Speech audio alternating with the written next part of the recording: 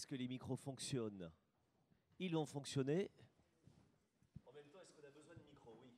Pour ne pas se fatiguer la voix, peut-être. Ah oui, forcément. Parce qu'on enregistre tout ce qui pourrait être retenu contre nous ce matin. Mesdames et messieurs, comme on est un peu au petit-déj et au réveil, et peut-être un peu la bouche pâteuse les uns et les autres, je vous demande d'accueillir les intervenants qui sont venus vous voir aujourd'hui. S'il vous plaît, on peut les applaudir.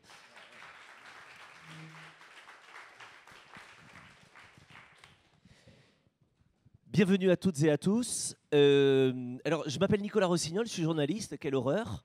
Et c'est parce que je suis journaliste, donc je ne connais rien à rien, donc je suis venu apprendre avec vous ce matin. Et le principe même de la Cité de la Réussite est d'accueillir des étudiants qui ont préparé ces rencontres. Et donc les étudiants ont bachoté depuis quelque temps pour essayer de comprendre plein de choses, et notamment quand on a une thématique aussi ésotérique que la nôtre.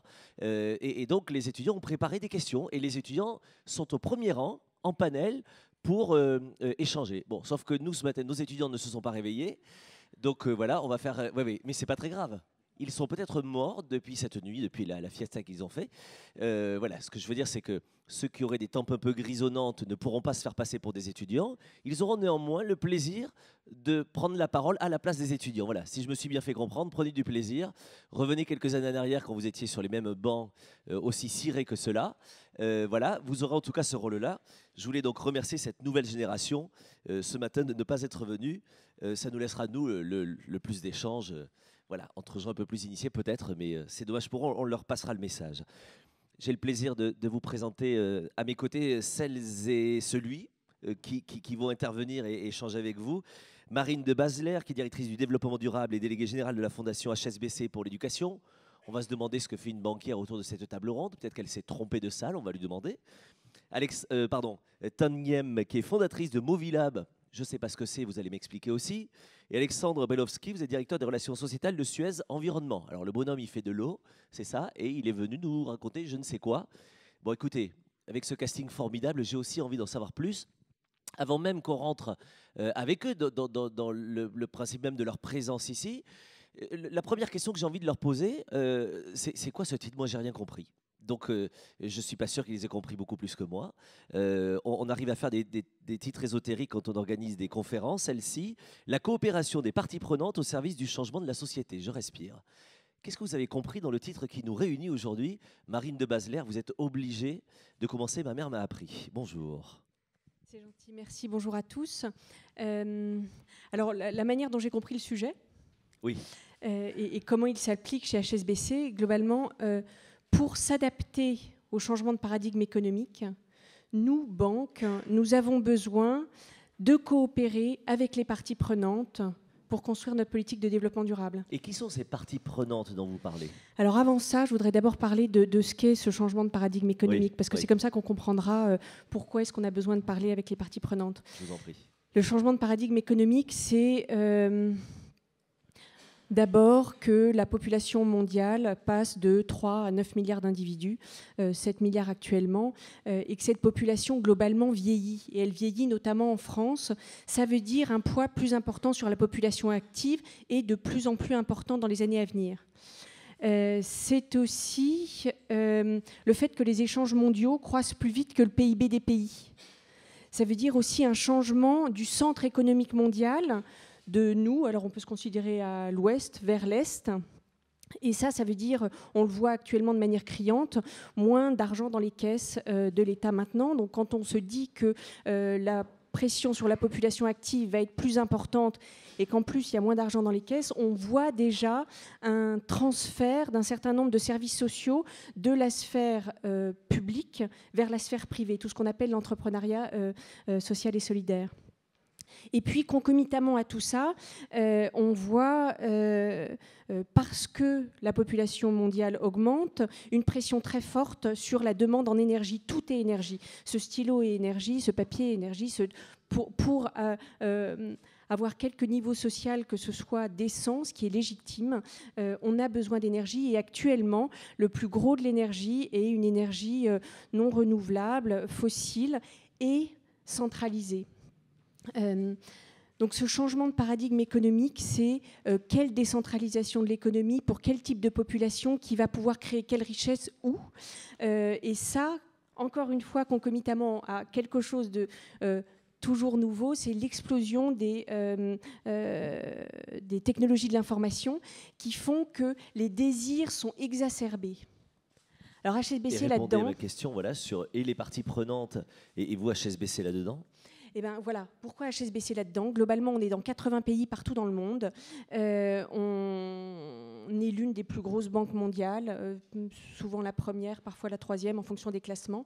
On est ce qu'on appelle une banque universelle, c'est-à-dire qu'on a quasiment tous les types de métiers financiers, banque d'entreprise, banque de marché, banque d'investissement, banque de particuliers, banque privée, assurance, gestion d'actifs. Et on est finalement comme Suez, on est un tuyau, on est un passeur. C'est-à-dire on passe pas de l'eau, mais de l'argent de ceux qui en ont à ceux qui en souhaiteraient pour développer cette économie qu'on a du mal à comprendre. Et pour la comprendre, on a besoin de faire appel à des personnes externes. On n'a pas de compétences. Donc on a besoin de s'ouvrir vers les parties prenantes. On a besoin d'écouter nos clients, d'écouter la société civile, d'écouter les experts, d'écouter les scientifiques. Et on le fait. Alors on le fait comment? Je pourrais vous en parler pendant des heures, mais je ne suis pas la seule auteure de cette table. Oui. Donc je vais vous donner juste 3 exemples. D'une part, au travers de notre activité de financement de projet. Puisqu'on est partout autour de la Terre, on est susceptible de financer l'économie qui va dessiner, les projets qui vont dessiner l'économie de demain, c'est-à-dire les centrales électriques, les voies ferroviaires, les usines chimiques, etc. Si on arrête de financer un certain nombre de projets pour ces impacts sociaux et environnementaux, on change la donne. On comprend qu'on a intérêt de le faire. Si on ne le fait pas, l'économie ira moins bien, donc nous irons moins bien. Nous ne sommes qu'un passeur. Donc on a défini nos propres politiques sectorielles avec les parties prenantes, puisqu'on ne peut pas le faire tout seul, externe. C'est ainsi, par exemple, que chez HSBC, on ne financera jamais un projet qui n'assure pas la traçabilité du bois depuis sa plantation jusqu'à sa transformation finale. Oui. Ça n'est pas quelque chose qui est interdit, on va au-delà de la loi. Autre exemple. Oui. Là, on a arrêté de financer un certain nombre de choses. C'est aussi accompagner l'émergence d'une économie plus sobre en carbone, plus équitable. Et donc, à ce moment-là, ça veut dire comprendre quelles sont ces technologies qui sont effectivement viables demain. Et viable demain, il faut qu'on fasse appel à des experts externes parce que nous, on ne le sait pas. Et si on ne le sait pas, on risque de créer des bulles. On risque de dire, allez, tous sur cette technologie photovoltaïque. Et puis, vous allez tous mettre votre argent, vous, particuliers, vous, entreprises, vous, grands fonds de pension, dans quelque chose qui va exploser et donc à nouveau perdre de la valeur. À ce moment-là, on ne remplit pas notre rôle. Dernier point. Je vous l'accorde. C'est pour que ça marche partout dans l'entreprise, il faut que tous les collaborateurs soient formés. Et pour que tous les collaborateurs soient formés, on a différents outils, je veux dire des règles internes, c'est celle-ci, pas autrement, etc., des formations. Et on a aussi l'expérience, le fait de pouvoir donner la possibilité aux collaborateurs de vivre ce changement de paradigme. Et ça, on le fait au travers de nos actions de mécénat. C'est pour ça que je suis aussi déléguée de la Fondation HSBC. Et on va en parler tout à l'heure, j'aurai des questions à vous poser là-dessus. Merci beaucoup, Marine de Basler, pour cette introduction. Tan également, Taniem, un petit mot sur ce que vous avez compris de cette thématique, ces fameuses parties prenantes dont on parle, cette coopération que l'on attend d'elles. Qu'est-ce que vous entendez dans cette discussion qui nous attend? Ça va fonctionner normalement? Oui. Et normalement, il est allumé. Ah, normalement. Attendez, prenez celui qui est à côté de vous pendant que je règle celui-là. Normalement, il ne l'est pas. C'est pas très grave, la prochaine fois. Alors, là, ça marche? Oui. Bon. Déjà, la partie prenante, qu'est-ce que c'est au départ? C'est une traduction d'un mot anglais qui est stakeholder versus shareholder. Et si je peux me permettre, ce que vous venez d'entendre, c'est typiquement un discours d'une entreprise bancaire qui traite les stakeholders, les parties prenantes, à travers un discours qui est celui d'une entreprise, c'est-à-dire plutôt comme une contrainte qu'il faut gérer, etc. Moi, ce que je dirais, c'est que essentiellement, si on regarde ce que c'est qu'une partie prenante, ça veut dire que vous avez un enjeu et que vous êtes un stakeholder à partir du moment où vous avez un enjeu dans une situation donnée. Donc, par exemple, les étudiants ce matin qui ne sont pas levés ne sont pas des parties prenantes, puisqu'ils sont au lit. Vous êtes là, vous nous écoutez, et si vous posez des questions, vous allez devenir des parties prenantes de cette discussion. Donc de la même manière, je pourrais dire qu'avant j'étais au service du shareholder, parce que j'étais dans les grandes entreprises avec mon ami présent à gauche, ici que j'ai rencontré par hasard. J'ai été chez Suez et j'étais également chez McKinsey. Donc je travaillais pour le shareholder, pour l'actionnaire. Donc le but, c'était d'enrichir les actionnaires. Oui. Je suis partie, maintenant je suis du côté du stakeholder, donc des parties prenantes, puisque je suis ONG. Pourtant, je suis toujours la même personne. Alors un petit mot justement sur qui vous êtes, sur le fameux Movilab que je dois connaître, et puis peut-être un petit mot sur ce livre dont on a l'occasion de parler, des abeilles et des hommes. Alors moi, je suis une partie prenante un peu bizarre, un peu protéiforme, je touche un peu à tout. Donc j'ai écrit un bouquin, effectivement, qui résume mes travaux depuis 10 ans. Donc pour ceux qui ne me connaissent pas, en fait, j'ai donc travaillé pendant près de 15 ans dans les grandes boîtes, puisque j'étais partenaire chez McKinsey. Ensuite, je suis partie il y a 10 ans pour me mettre du côté des parties prenantes, si on doit prendre ce langage un peu débile. Ça veut dire que je me suis occupée de la société civile. Donc je suis passée de l'autre côté de la barrière. Donc depuis 10 ans, je gère une ONG qui s'appelle Angenius, qui incube des projets. C'est ce que j'avais fait à Suez avant qu'on se rencontre. Vous étiez incubateur chez Suez, ouais, et maintenant voilà. vous le faites et à c'est là où on a dû se rencontrer dans une vie antérieure. Et Alexandre parlera de ce qu'il fait, ce qui est vraiment passionnant. Et donc, moi, ce que j'ai simplement fait, c'est que j'ai bâti un incubateur qui fabriquait des projets pour la société civile. Donc c'est comme si j'étais une entreprise au service de la société civile. Donc j'étais à la fois entreprise, partie prenante, et quelque part, finalement, il n'y avait pas d'actionnaire parce que j'enregistrais personne, puisque c'était une ONG. Oui. Bon, après, j'ai fait des bouquins. Maintenant, je suis enseignante-chercheuse. Là, hier, j'étais avec une réunion des Movilab, Fab Lab à Toulouse. Alors, un Movilab, un Fab Lab, c'est quoi? C'est des gens qui préparent des solutions pour demain. Et donc, ce qu'on fait, c'est qu'on bricole des choses et on met tout en open source, c'est-à-dire qu'on partage tout ce qu'on fait. Donc, si, par exemple, vous connaissez le Lego, le principe du Lego, vous avez des petites briques, et avec ça, vous fabriquez ce que vous voulez. Si demain, vous voulez fabriquer un tracteur, réparer votre cafetière, votre télévision, votre ordinateur, bah, nous, on fait ça avec des gens qui sont des bénévoles, avec des chercheurs, des enseignants. Là, il y a des gens qui venaient du MIT aux États-Unis. Et on bricole ensemble des choses et on montre aux gens comment faire ça. Donc hier, on a formé des gamins toute la journée à faire des ordinateurs ou des machines comme ce qu'il y a là-bas. On a formé des jeunes à faire la caméra comme ici. Donc là, tout le monde est partie prenante. Tout le monde fait partie du jeu. Donc on n'a plus besoin de mettre une barrière entre les deux. Pour moi, partie prenante, c'est les étudiants qui ne sont pas levés ce matin. Ça, c'est pas des parties prenantes. On est bien d'accord. Merci pour cette introduction, Alexandre Brelowski. Alors ça y est, j'ai tout entendu. Je sais que vous êtes chez Suez. Je sais que vous êtes un tuyau, comme a dit Marine de Basler. Mais encore... Vous avez une vie bizarre, vous. Hein, vous étiez docteur, c'est ça? J'ai fait le parcours inverse de Tan. En fait, ouais. Je suis issu de la société civile et je suis rentré dans l'entreprise en 99. Mais avant, j'ai fait une quinzaine d'années, effectivement, dans le monde des ONG. Oui. Voilà, donc pour compléter un peu, parce que tout ce qui a été dit, je le partage et tout à fait... disons, du point de vue industriel, nous, on est une industrie, on est des industriels, donc notre métier, c'est de fournir des solutions. Pour fournir des solutions, le rôle et je partage le problème de vocabulaire qu'a décrit Tan, pour fournir des solutions efficaces, ces solutions doivent avoir deux caractéristiques, et c'est à ça que sert le dialogue, la concertation avec les différents acteurs. La première, c'est que ces solutions soient adaptées au territoire, bien évidemment. Après, des choses très simples, hein, c'est-à-dire vous travaillez dans l'eau ou dans les déchets, il faut que les solutions techniques qui soient retenues soient compatibles avec une réalité physique, avec une réalité économique, avec une réalité sociale, y compris avec une réalité culturelle. C'est le premier intérêt, la première nécessité de ce dialogue, de cette concertation. Et puis le deuxième mot important pour un industriel pour être efficace, c'est que ces solutions, aussi bonnes qu'elles soient, il faut qu'elles soient appropriées par leurs utilisateurs. Parce que si elles ne sont pas comprises et pas appropriées, aussi bonnes qu'elles soient, elles ne marcheront pas. Donc ça, c'est en fait la base pour nous en tant qu'industriels, dans notre humble responsabilité, c'est la base de l'utilité, de la raison du dialogue et de la concertation.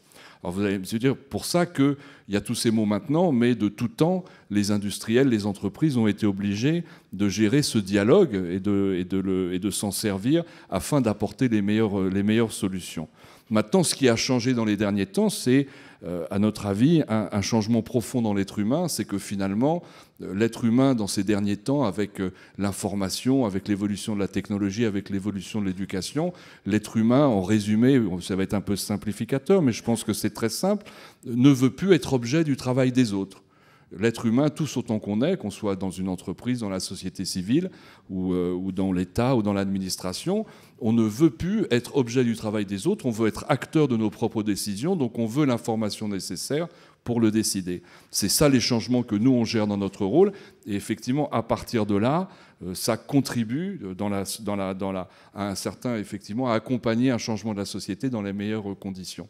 Alors, pour le faire très concrètement, on voit bien que dans nos métiers, il y a des sujets extrêmement sensibles. Par exemple, tout ce qui est traitement des déchets, qui fait partie aussi de nos métiers, fait que aujourd'hui, on a bien conscience qu'il faut évacuer nos déchets, mais personne n'a envie que ces déchets soient incinérés ou enfouis près de chez eux. Donc, voilà à quoi ça sert la concertation, oui. C'est à faire ces arbitrages. Pour remonter plus loin, il ne faut pas imaginer que c'est quelque chose de récent. Il faut quand même savoir que l'État a été inventé par les Égyptiens pour arbitrer l'utilisation de la ressource du Nil. Donc ça ne date pas d'aujourd'hui non plus et on n'est pas en train de gérer des problèmes nouveaux. C'est beaucoup une question de bon sens. Donc voilà pour relancer le débat. Oui ? Non, mais c'est très bien. Je vais revenir vers vous. Juste, je fais une parenthèse. J'ai oublié la règle du jeu principale, mais vous l'avez oublié aussi. Si vous voulez bien couper les téléphones ou les mettre sur silencieux ou sur vibreur pour faire un peu le futuroscope de Poitiers, j'en sais rien. Mais comme j'ai entendu 2-3 téléphones sonner, c'était important. Je referme la parenthèse. Je reviens vers vous. Je me nourris des questions donc, de ces étudiants qui ne sont pas levés, mais je vais le faire à leur place parce qu'ils nous ont apporté évidemment leurs questions en préparation de ces rencontres. Je vais faire l'avocat du diable exprès. C'est vachement bien, vous me dites, on va changer la société, on va faire coopérer les parties prenantes. Enfin, vous, quel est votre intérêt à vous de changer la société, de travailler avec des parties prenantes qui peuvent être des collectivités, des associations? Vous le faites, vous, pour Suez. Enfin, ce qui vous intéresse dans le changement de la société, c'est la changer, mais au bénéfice de Suez. J'arrive avec mes gros sabots, avec mes grosses idées reçues, donc j'attends le revers. Mais je n'ai pas dit que nous allions changer la société, j'ai dit au contraire que nous nous adaptions à un changement profond qui est un changement de l'être humain. Mais vous pouvez accompagner ce changement de société avec ces parties prenantes. C'est ce qu'on est obligé de faire, il ne faut pas rêver, je ne vais pas vous décrire un monde idyllique de bisounours dans lequel le mandat de l'entreprise, c'est le profit, le mandat de l'entreprise, c'est créer de la valeur économique. À partir de là, il faut qu'elle ait... Ce qu'on lui demande, ce n'est pas de la sensibilité, ce qu'on lui demande, c'est de l'imagination pour s'adapter à son environnement. Et bien heureusement, alors là, après, on vient à la deuxième partie du raisonnement, il faut croire en cette évolution positive de l'être humain qui nous oblige à utiliser tous ces mécanismes et à renforcer ces mécanismes de concertation, avec toute la réserve, encore une fois, qu'on n'a pas inventé le dialogue en 2005. Il ne faut pas non plus exagérer les choses sur les évolutions de la société. Une autre manière de l'exprimer, c'est que je pense que tous autant qu'on est, il y a une chose avec laquelle on est en rupture de plus en plus dans nos sociétés, c'est la logique d'expert. Oui. Moi, je suis médecin d'origine, donc ça, je peux le décrire sur un métier qu'aujourd'hui je ne pratique plus, qui est effectivement aujourd'hui, quand on va chez le médecin, on n'a pas envie d'être assommé avec un vocabulaire technique, on a envie de comprendre ce qu'on a et on a envie de pouvoir décider, donc on a envie d'avoir les informations nécessaires. Et je pense que la médecine... C'est pas pour rien que c'est la médecine et autour de l'industrie du médicament qu'ont été inventés un peu tous ces nouveaux mécanismes de concertation, comme les conférences de citoyens, les processus et les choses comme ça. Parce que c'est assez symbolique, comme ça touche à la vie, c'est assez symbolique de cette évolution de l'être humain. J'ai une question d'étudiant qui nous a été posée. Monde en partage, croyez-vous que la majorité en ait envie? Comment sensibiliser les individus? Qui veut répondre à cette question? Ce sont les étudiants de l'ESCP qui avaient planché sur cette question. Allez-y, Tan, je vous en prie. Merci. Je vais bien y répondre parce qu'en fait, c'est aussi le sujet de ma conférence, mon talk, le TED Talk. Je ne sais pas si vous connaissez, c'est des conférences, j'en ai fait une, c'était Le Monde en partage. Oui. Donc, je parlais de ça justement. Alors, plusieurs remarques. La première, c'est qu'on partage évidemment pas son slip ou sa petite copine ou son petit copain. On partage que des choses, normalement, qu'on a un surplus ou dont on ne va pas se priver. Voilà. Donc, quelque part, le partage, c'est pas dans l'absolu une valeur, c'est pas une valeur absolue. De manière pratique, on partage ce qu'on a en trop. Donc, tous les éléments d'économie du partage que vous voyez actuellement, comme Airbnb, Couchsurfing, toutes ces choses qui se développent très vite, la consommation collaborative, c'est des modèles dans lesquels les gens vont partager des choses qu'ils ont en trop, qu'ils n'utilisent pas. Par exemple, un CD que vous avez déjà vu, ou un DVD que vous avez déjà vu, vous n'allez pas le regarder tous les jours, tous les soirs, vous allez en avoir marre, donc vous allez le partager éventuellement ou le revendre. C'est ça l'économie du partage, c'est qu'on va revendre nos surplus, en faire un petit bénéfice au passage. Donc de manière pratique, ça fait aussi de l'écologie, ça fait du lien social, etc. La seconde chose, c'est que d'un point de vue, et là je rejoins ce que dit Alexandre, c'est que je crois que le monde est en train de changer à travers le numérique et toute une série de choses. Les gens s'impliquent de plus en plus quand même parce qu'on arrive plus vite aujourd'hui à voir ce qui se passe à cause de YouTube, à cause de Google, à cause de toutes ces choses-là, de Wikipédia. Ce qui fait que je crois qu'on a quand même affaire à un changement. Je pense, quand on parle de partie prenante, on pourrait dire que c'est pour moi une question d'implication. À travers la plaisanterie que j'ai faite sur les étudiants, oui. Je crois qu'on devient, à partir si on remplace ce mot barbare de partie prenante par implication, On pourrait dire qu'aujourd'hui, on a peut-être une société plus impliquée dans ce qui se passe au quotidien, dans les choix de consommation, dans les programmes de télévision, c'est YouTube, etc.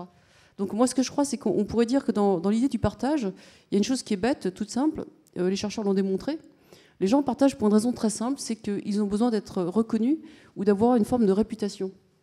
Et vous le faites parce que ça peut vous coûter moins cher, parce que vous pouvez gagner de l'argent, mais vous voulez aussi quelque part recevoir des autres un retour positif parce que vous avez partagé quelque chose. Être reconnu comme donateur, comme partageur, entre guillemets. Et je dirais qu'à partir de là, vous avez la source même, je pense, de cette question de cette implication des gens.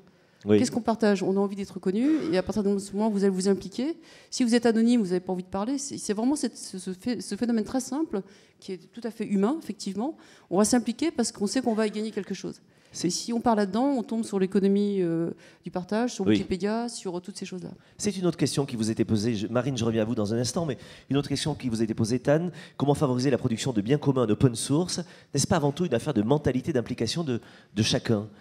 Alors, je vais déjà traduire ça pour ceux qui sont ici. Dimanche matin à 11h, c'est dur. Le bien commun, on va dire, c'est tout ce qui n'est pas propriétaire. Hein. Donc, par essence, c'est tout ce qui n'est pas breveté. Donc, ça peut être l'air que vous respirez, ça peut être la lumière du soleil. Et peut-être que demain, ça devrait être Internet. L'électricité, aujourd'hui, est presque un bien commun. On le paye, mais c'est quand même largement considéré comme un bien commun. Donc, voilà. Ensuite, open source, ça veut dire tout simplement qu'il n'y a pas de brevet. On partage le code. Il n'y a pas de boîte noire. Vous voyez ce que ça veut dire? Donc, voilà. Toute l'idée que moi je poursuis depuis 10 ans, quand j'ai passé de l'autre côté de la frontière pour être impliqué, c'est que j'en avais un peu marre de vendre des solutions parfois qui étaient verrouillées par les entreprises. Ceux qui ont des ordinateurs avec des tas de... Enfin, je ne vais pas rentrer dans ce débat-là, mais vous voyez, il y a plein de choses que vous achetez qui tombent en panne sans que vous sachiez pourquoi. Oui. C'est l'histoire de l'obsolescence accélérée, c'est l'histoire de la machine qui tombe en panne juste après la fin de la garantie, c'est l'imprimante qui est programmée pour s'arrêter au bout de 400 usages, etc. Donc moi, je me suis dit, c'est le premier sujet qu'on peut essayer de traiter ensemble, c'est d'enlever ces verrous qui nous pénalisent tous. Et si quelqu'un trouve la solution qui la donne aux autres, tout le monde en bénéficie. Donc c'est ça le principe de la production de biens communs en open source. Mais moi, je vais plus loin que ça. Pour moi, l'enjeu numéro 1, c'est pas le durable, c'est l'éducation. Je ne pense pas qu'on puisse faire du durable demain sans passer par donner aux gens les clés d'aller chercher l'esprit critique, de pouvoir chercher leurs propres solutions. Et je crois que c'est ça qui nous pend au nez. François Taillé est juste à côté dans une conférence. Oui. Et nous, on dit, voilà, le durable, une époque, on pensait que c'était le solaire, l'éolien, fermer le robinet quand on se lave les dents. Et en fait, moi, je suis convaincue aujourd'hui que c'est simplement donner aux gens les moyens de réparer les choses qui ne leur conviennent pas et de devenir acteurs, donc impliqués, donc partie prenante. Et c'est là que l'entreprise qui, à mon avis, a fait cette mutation, et il y a d'ailleurs beaucoup de gens de Gaz de France Suez ici présents que je salue au passage, je suis persuadée que l'entreprise qui fait ça demain a vraiment toute raison d'être gagnant-gagnant avec les parties prenantes. Marine de Basler, c'est forcément une question que vous abordez au quotidien à travers vos fonctions chez HSBC et notamment avec vos salariés. Un regard là-dessus. Je suis complètement d'accord avec ce que dit Tan. Sinon que, encore une fois, en ayant cette position un petit peu particulière mondiale, on voit de manière criante ce qu'on dit tous les jours, qui est qu'on est dans un monde fini. C'est-à-dire que quand on va parler de partage, on va devoir parler de comment on partage moins de choses. C'est-à-dire que c'est ça qui va être dur pour les sociétés comme les nôtres. C'est que, alors quel sens on donne à notre action au quotidien, à notre vie, à notre travail, pour qu'on ait envie de partager ce sens-là, qui va être de partager moins de choses, pour que, globalement, plus s'y retrouvent, plus vivent mieux, et qu'on soit mieux tous ensemble. Je crois que c'est la difficulté de la compréhension des enjeux tels qu'ils se présentent à nous de manière très complexe. Effectivement, il y a quelques années, c'est pas vrai, il y a quelques mois, ou peut-être encore maintenant, c'était de se dire... Bon, alors oui, les ressources d'énergie se décentralisent, l'avènement du photovoltaïque, de l'éolien, etc. Et peut-être pas que la solution, c'est l'éolien, le photovoltaïque. Peut-être que c'est d'abord l'efficacité énergétique. Parce que si on n'a pas beaucoup d'argent, sur quoi on place cet argent maintenant? Je veux dire, quelle est l'urgence? Je veux dire, comment on hiérarchise ça? Alors, comment est-ce qu'on fait dans l'entreprise? Oui, et même ma question, je vais aller plus loin. Comment est-ce qu'on fait dans l'entreprise pour ne pas que l'on vous soupçonne, vous, de faire une sorte de greenwashing ou de bon esprit washing, etc. Comment est-ce que vous faites, vous, pour expliquer aux salariés qu'ils sont des parties prenantes et que leurs paroles vous intéressent réellement et pas seulement pour faire style, on écoute les salariés, mais vraiment parce qu'ils sont de vraies parties prenantes. Qu'est-ce que vous faites, vous, chez HSBC, en la matière? C'est complètement protéiforme. Oui. On passe notre temps à s'adapter à ce qu'on trouve. Oui. C'est-à-dire qu'au départ, on pose des règles ou alors des enquêtes internes où on va proposer aux collaborateurs de répondre à 60 questions sur leur compréhension de la stratégie de l'entreprise, de leurs attentes, de leur bien-être, etc. Et puis, avec ces réponses-là, on va offrir d'autres types de plateformes pour qu'ils puissent mieux comprendre les enjeux, mieux comprendre la vision, mieux comprendre le monde dans lequel ils doivent évoluer et comment ils doivent s'adapter. Et ça prend à nouveau plein de formes différentes. Je veux dire, des formations pour les leaders de l'entreprise qui vont mener les équipes vers l'entreprise de demain. Ça passe par, encore une fois, toutes les actions de mécénat qu'on peut proposer où les collaborateurs vont ensemble trouver un autre sens, d'abord à leur équipe et puis à leur vie, et on espère à ce qu'ils vont faire au quotidien. Et puis des règles, je dirais, de base, je dirais des incitations commerciales qui les amènent finalement vers le développement d'un certain type d'économie qui va servir plus globalement à la communauté et aussi la rentabilité de l'entreprise, puisqu'effectivement, ce que disait Alexandre, la première fonction d'une entreprise, c'est bien d'être profitable. Alors, j'entends dans les parties prenantes, je vais passer la parole à Alexandre, mais on va revenir évidemment en ping-pong les uns les autres, mais j'entends dans les parties prenantes le grand public avec TAN, les salariés d'une entreprise.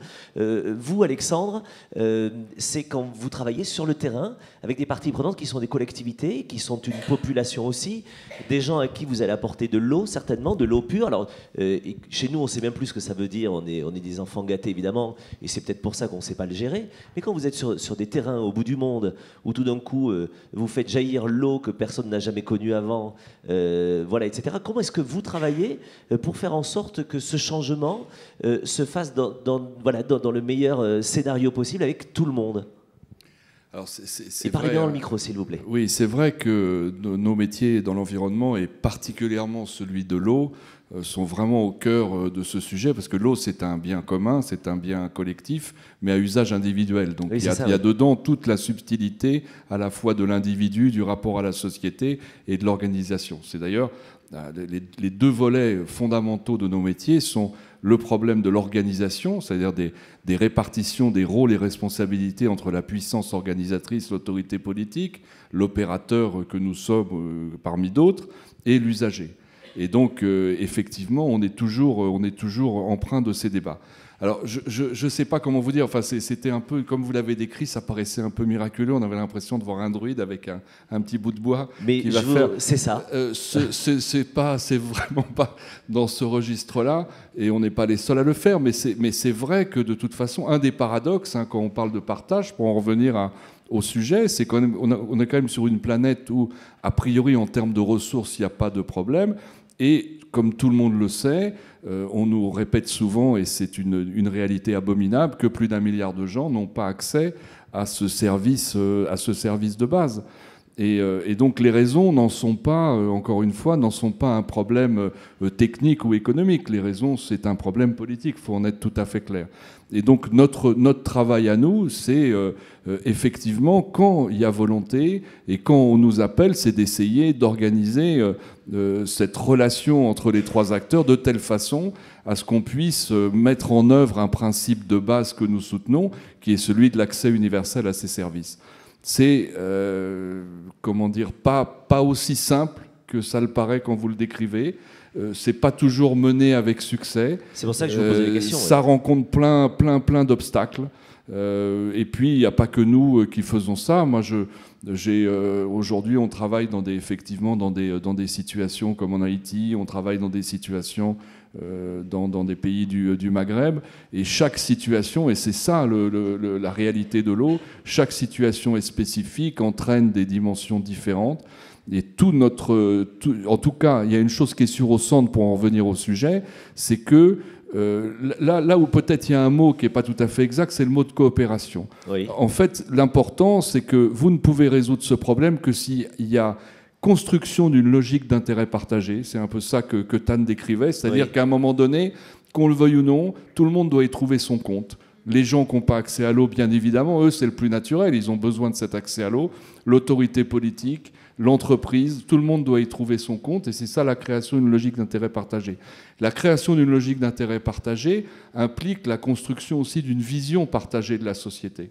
C'est peut-être ça le plus important, et c'est à ça que sert le dialogue. C'est pour ça que coopération, ça donne un peu l'image passive que les différents acteurs, selon leur centre d'intérêt, vont essayer de capter l'énergie ou conduire les autres acteurs à appuyer leur mouvement. En fait, c'est pas ça. Enfin, pas d'angélisme, ça existe. Et c'est une erreur, ça marche pas. C'est ça le problème. Encore une fois, Oui. ce qui est bien moi, ce que j'aime dans l'industrie, dans le secteur privé, c'est une question d'efficacité, quoi. Oui. C'est-à-dire que faut pas se tromper. Si vous voulez réussir, je prends un exemple tout bête qu'on a à l'heure actuelle, c'est Alger.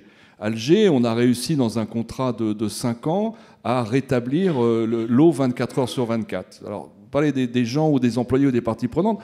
Nous, on a un vecteur extraordinaire parce que quand les gens passent de je remplis ma bassine le week-end pendant les 2 heures où j'ai de l'eau à j'ai de l'eau 24 heures sur 24, ça change énormément de choses Bien sûr. dans le fonctionnement de la société.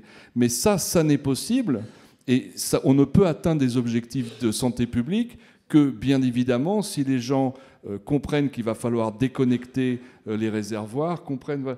Alors, dernière chose que je veux dire sur le sujet que nous, on a vraiment bien en tête, c'est que dans nos métiers, comme toutes les entreprises, qu'elles soient publiques ou privées, qui gèrent la fonction de l'eau, il faut comprendre une chose, c'est qu'on n'a pas besoin de former ou de sensibiliser nos salariés, nos collaborateurs. De la même manière qu'on n'a pas besoin de sensibiliser les populations à demander un accès à l'eau qui, bien évidemment, est quelque chose de vital. Nous, on mobilise nos collaborateurs parce qu'ils sont empreints de cette culture du service public et parce qu'ils sont au jour le jour, au quotidien. Et en fait, c'est plutôt leur énergie qu'on capte. Dans ce sens-là, je suis assez d'accord, parce que c'est elle qui est génératrice vraiment de doctrine, de légitimité et d'éléments fondamentaux d'efficacité de ce genre de démarche qu'est la sincérité. Tan avait une réaction. Testez avec ce micro si vous voulez. Pas parler de com. Non, ça Ah marche. Oui, c'est bon. Oui, non, par rapport à ce que disait Alexandre, j'ai eu tout d'un coup une vision et je me suis souvenu d'un truc qui est comme intéressant. Oui. Sur cette question de partie prenante et d'entreprise, parce qu'on a finalement un trajet qui s'est croisé. Et pour la petite histoire, c'est intéressant quand même, c'est qu'Alexandre s'occupait de l'exploitation d'eau en Argentine au moment où moi j'avais créé l'incubateur de projet chez Suez. Et donc on était dans la même équipe, dans le même combat. Et j'étais avec cette vision que je défends toujours, celle du bien commun, open source, tout ce que je vous ai raconté. Et c'était vraiment moi ce qui me plaisait dans ce projet que j'avais fait avec Suez, l'entreprise, la grande méchante, on va dire. Et je suis partie parce que la direction générale du groupe Suez a changé d'avis, ils ont complètement changé de stratégie. Tout d'un coup, il n'était plus question d'apporter de l'eau dans les pays pauvres, mais d'aller faire des fusions-acquisitions en Allemagne, etc. Et moi, j'ai dit non, ça ne m'intéresse pas, je fais ça pendant 15 ans chez McKinsey, je ne suis pas venue chez vous pour faire ça. Donc pendant 2 ans, c'est là qu'on ne s'est pas croisés, moi je me suis trouvée à essayer de développer cette approche de bien commun en tant que Suez, à Manille, Jakarta, La Paz, Casablanca, que des territoires assez compliqués. Et quand je venais, on me prenait pour une ONG, déjà. Oui, cette et démarche. donc ça illustre bien, je pense, le problème des intérêts partagés, puisque au moment où Suez a changé d'avis, j'étais comme assez haut de la direction générale, j'ai préféré me séparer d'eux, donc je suis partie. Donc ça illustre bien finalement le fait qu'on a les mêmes enjeux en tant que personne. Alexandre et moi, on défend cette vision du monde, sauf que lui, évidemment, il a des contraintes dans son entreprise, il doit répondre à une hiérarchie, des objectifs de rentabilité, donc lui, c'est comme les shareholders qui décident de son futur. Moi, de mon côté, je n'ai pas d'autre objectif que ce que je me fixe, donc j'ai choisi les stakeholders pour être libre. Oui. Voilà, je dis juste ça pour illustrer la difficulté de ces intérêts partagés, et il ne faut pas confondre le système de l'entreprise et l'individu qui est dans l'entreprise. La deuxième chose que je voudrais dire également, c'est que sur cette question d'intérêts divergents, je crois qu'on est tous quand même, on essaye tous de faire des choses bien, et Marine aussi avec sa banque, etc.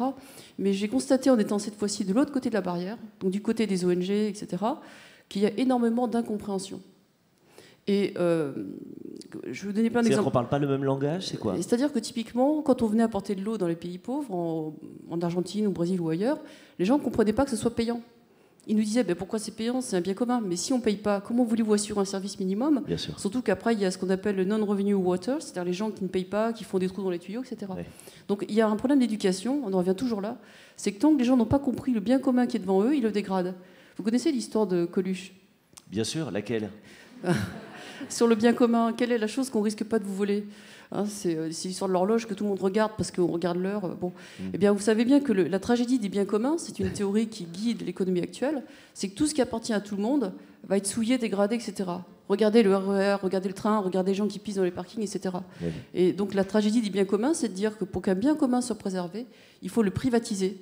Il faut qu'il appartienne à quelqu'un qui va le garder, ou alors qu'il y ait des flics. Et qui en aura la responsabilité. Voilà, et ça c'était la vision jusqu'à présent. Mais aujourd'hui, et ça c'est le point le plus important que je voudrais souligner dans mes travaux, en tout cas ça fait 10 ans que je défends ça, il y a une troisième voie. Cette troisième voie, c'est celle de la copropriété, oui, qui fait que dans Linux, il n'y a jamais de virus. Pourquoi? Parce que les gens qui développent le code le surveillent. Donc si quelqu'un veut déposer un virus, il se fait attraper tout de suite. Oui. Et c'est pour ça que dans une copropriété, il n'y a pas de flics. Donc c'est pour ça que tout ce qu'on développe, nous, depuis 10 ans avec les Movilab et tout, c'est des copropriétés où les gens redeviennent acteurs, ils s'impliquent dans la solution. Et je crois que l'enjeu pour Suez, comme pour nous, enfin pour moi dans mes travaux, c'est d'avoir des entreprises qui arrivent à tenir, qu'on puisse se tenir la main pour faire un développement où nous, on explique aux gens localement ce qu'il faut faire, on les aide à comprendre, à devenir acteurs. L'entreprise apporte sa spécificité, sa compétence, etc. Et à la sortie, tout le monde partage les gains. Pour aller au bout de la blague de Coluche, c'est l'objet qu'on ne peut pas vous piquer, c'est la pendule. Enfin, quand on est dans une administration, c'est ça, parce que les fonctionnaires ont toujours les yeux rivés dessus. C'est ça, voilà. Enfin, je reprends les paroles de Coluche, s'il vous plaît. Je ne voudrais pas avoir de soucis en sortant d'ici, évidemment. Juste, on va reparler dans un instant des écoquartiers, parce que c'est une problématique que vous connaissez et qui nous intéresse énormément. Là-dessus, Marine de Basler, comment est-ce que l'on fait pour aller un peu plus loin dans ce que l'on dit là, pour éduquer, pour enseigner, pour éduquer ses salariés quand on est dans une entreprise, et pour leur expliquer une démarche d'entreprise, pour ne pas paraître pour des salauds de patrons, ou pour ne pas paraître justement des patrons qui cherchent des petits trucs un peu sympas, un peu marketing, pour faire semblant d'être sympa. Comment est-ce que vous les éduquez? Pour les accompagner, bien sûr. Alors, je trouve ça intéressant ce qu'ont dit Alexandre et Tan. Nous, on n'est pas du tout dans la même configuration. Effectivement, on n'est pas, on partage un bien commun, mais c'est pas du tout le même bien commun clos. Et il nécessite beaucoup d'éducation pour qu'il soit utilisé de manière responsable et durable. Donc, ça passe encore une fois, par beaucoup de choses, par des dialogues nourris avec les parties prenantes. Je vois notamment sur la politique de financement de projet, chacune des politiques sectorielles ont été faites avec des associations expertes, externes, notamment le World Wide Fund, mais aussi Greenpeace, donc aussi des associations qui sont viscéralement contre. Oui. Pour essayer de comprendre le point de vue de l'autre et petit à petit de s'en rapprocher et de trouver finalement un terrain d'entente commun qui nous protège finalement de beaucoup de choses, nous, entreprises maintenant. HSBC est quasiment jamais interpellé par des ONG sur des problématiques environnementales. On fait aussi ce qu'on appelle des dialogues parties prenantes, c'est-à-dire que où qu'on se trouve dans le monde, par exemple en France, régulièrement, une fois tous les 2 ans, je réunis autour d'une table des représentants des salariés, des représentants des petites entreprises, des représentants des ONG, des experts universitaires, des experts externes, pour qu'ils viennent nous interpeller sur leur compréhension de la prise en compte des enjeux qui leur semblent très importants pour une banque comme la nôtre. Ça donne un curseur extrêmement utile, notamment pour la direction générale, sur ce qui est entendu de ce qu'on fait de l'extérieur. Bon, alors ça, c'est formidable, c'est-à-dire ils n'ont rien entendu, on va pouvoir se mettre en ordre de marche pour qu'ils entendent mieux. Et puis aussi sur tout ce qui relève de leurs attentes. Et ça structure finalement assez facilement notre action sur les 3 années à venir. Ensuite, il y a tout ce qui est anticipation qui va plus loin que ça. Et là, les dialogues parties prenantes sont insuffisants. C'est-à-dire, il faut un travail qui va beaucoup plus loin, et notamment en fait, aux origines de la politique de développement durable d'HSBC. Il y a d'abord eu, en 2003, une ONG qui est venue interpeller la direction générale à la sortie d'une assemblée générale, disant qu'on était responsable d'une partie de la déforestation amazonienne parce qu'on finançait un projet. C'est ça qui a prévalu au fait qu'on a fait appel au World Wide Fund pour avoir un expert dédié à plein temps chez nous pour nous aider à définir notre politique. Ça, c'est pas banal, parce que ça arrive souvent qu'il y ait des collaborateurs d'entreprises qui vont dans les ONG, mais plus rarement, Alexandre, des gens d'ONG qui rentrent dans les entreprises. Cette personne-là a été dédiée à plein temps pendant 3 ans. C'est maintenant le numéro 2 de la direction de développement durable à Londres. Un peu plus tard, quelques années plus tard, on a fait appel à Nicolas Stern. Alors, je ne sais pas si tout le monde sait qui est Nicolas Stern. C'était Lord Stern, c'était le responsable, chef économiste du gouvernement Blair, et la première personne à avoir donné un coût au changement climatique, un coût économique au changement climatique. Je veux dire, le coût de l'inaction par rapport au coût de l'action, ça étalé sur 20 ans. En fait, avant lui, les questions environnementales étaient une question d'écolo. Et après lui, c'était une question d'économiste et donc éventuellement de financier. Donc il y a vraiment eu un avant-après. Nicolas Stern a été expert détaché pendant 5 ans chez HSBC pour nous aider à mettre en place cette politique-là. Il faut une vision de long terme. Alors je terminerai juste là-dessus, c'est qu'au quotidien, c'est ça aussi le développement durable, c'est donner aux collaborateurs une vision de long terme très ambitieuse, parce qu'on sait que dans la réalité, si on donne quelque chose de très ambitieux, on a quelque chose de convenable. Si on donne une vision de ce que peut être la réalité, on arrive bien en dessous. Donc il faut toujours être très ambitieux dans nos attentes. Tan, ça répond évidemment à ce que vous souleviez. Alexandre, je vais revenir dans un instant. Juste, Tan, un petit focus qui nous intéresse sur quelque chose de très concret, sur ces écoquartiers. Vous en avez fait une spécialité. Vous travaillez évidemment avec des parties prenantes pour ça. Racontez-moi l'aventure d'un écoquartier. Qu'est-ce que vous faites? Racontez-nous cette histoire, votre spécialité. Alors, c'est pas vraiment une spécialité, c'est, on va dire, au début de mes travaux d'incubation, c'est un sujet sur lequel je suis tombée très rapidement. Alors, un écoquartier, pour ceux qui ne savent pas, c'est théoriquement un quartier dans lequel les gens vivent de manière durable. Mais un quartier en lui-même, il n'est pas éco. Il est éco que s'il y a des gens qui sont dedans qui vivent de manière durable, évidemment. Oui. Donc, quand j'ai commencé à attaquer la question, à l'époque, c'était avec le WWF où j'étais numéro 2, et on travaillait avec les caisses d'épargne. C'était pas HSBC, malheureusement. Et donc, ce qu'on a fait, c'est qu'on a travaillé sur des modèles pour les HLM et pour tout ce qui était habitat social, en se demandant est-ce qu'on peut trouver des solutions qui sont gagnant-gagnant, toujours, c'est-à-dire avec moins de coûts de fonctionnement, parce que moins d'énergie, moins d'eau, moins de chauffage, etc., et qui en même temps permettent à la banque de financer des projets qui réussissent. Donc c'était pour elle gagner des parts de marché de manière rentable et tout ça. Donc moi, ma spécialité, c'était de trouver des montages de projets qui me permettaient de faire gagnant de deux côtés, pour les parties prenantes qui habitaient dedans et pour la banque qui finançait les projets. Donc à partir de là, je vais vous dire la réalité, c'est qu'en fait les écoquartiers qu'on a fait, c'est exactement ce que tu dis. Quand on fixait un but qui était là, on arrivait à quelque chose de beaucoup plus faible. Oui. Donc je crois que les 90% de ce qu'on appelle des écoquartiers aujourd'hui sont des ratages totaux, pratiquement, dans presque tous les coins du monde. Et ceux qui ont le mieux marché, c'est ceux qui ne s'appellent pas des écoquartiers. C'est Curitiba, tu connais bien ce genre de situation. C'est des gens qui se bidouillent, qui se débrouillent pour vivre. Et ensuite, ils fabriquent un quartier qui leur convient. Et c'est parce qu'ils l'ont décidé eux-mêmes que ça fonctionne. Parce qu'ils en ont besoin, très souvent. C'est des gens qui n'ont pas le choix, ils sont devant le mur. C'est des gens qui ont souvent moins de $2 par jour pour vivre, etc. Et c'est dans ce contexte-là qu'on peut fabriquer du lien social et une communauté. Et après, fabriquer autour l'habitat, l'équipement, les logements, tout ça qui conviennent. Dans l'autre sens, ça ne marche pas. Quand vous faites d'abord les boîtes vides et vous demandez aux gens de venir vivre dedans de manière durable, j'ai des chiffres qui montrent que sur le même équipement technique, vous allez avoir des gens qui ont toujours la même empreinte écologique qu'avant, quand d'autres ont les 2 tiers de moins. Ça veut dire que c'est vraiment l'usager qui fait ce qu'il veut de son truc. Après, quand on dit HQE, machin, et on oblige les gens à se mettre à 19 degrés, bah, qu'est-ce qu'on fait? On prouve qu'on est à 19 degrés, et puis après, les gens ils mettent du chauffage électrique parce qu'ils ont trop froid. Il y a plein d'exemples comme ça. Bien sûr. Il n'y a qu'une foule de choses comme ça. Mais c'est intéressant de pointer du doigt. Alexandre, je vous ai vu réagir. Il y a plein de choses, hein, pas sur les écoquartiers spécialement, mais c'est vrai que quand on parle en fait de ce thème, c'est un thème pour moi qui est transversal de tout type d'organisation. C'est-à-dire que ce soit, finalement, pour ne choquer personne, on peut dire qu'il y a 3 secteurs, un secteur public, un secteur privé, puis un secteur du monde associatif. Parce que si on regroupe le monde associatif avec le secteur privé, ça ne va pas forcément faire plaisir à tout le monde. Mais en gros, le problème est comment je reste inséré dans le tissu social, comment je réponds aux attentes de mes clients, de mes membres ou de mes concitoyens quand c'est le secteur politique. Et par rapport à ça, moi je veux dire, chaque institution a ses caractéristiques, a son histoire, a ses caractéristiques culturelles. Et je voyais Marine très justement dire à HSBC, il faut qu'on donne aux collaborateurs une vision du développement durable, de la politique et tout ça.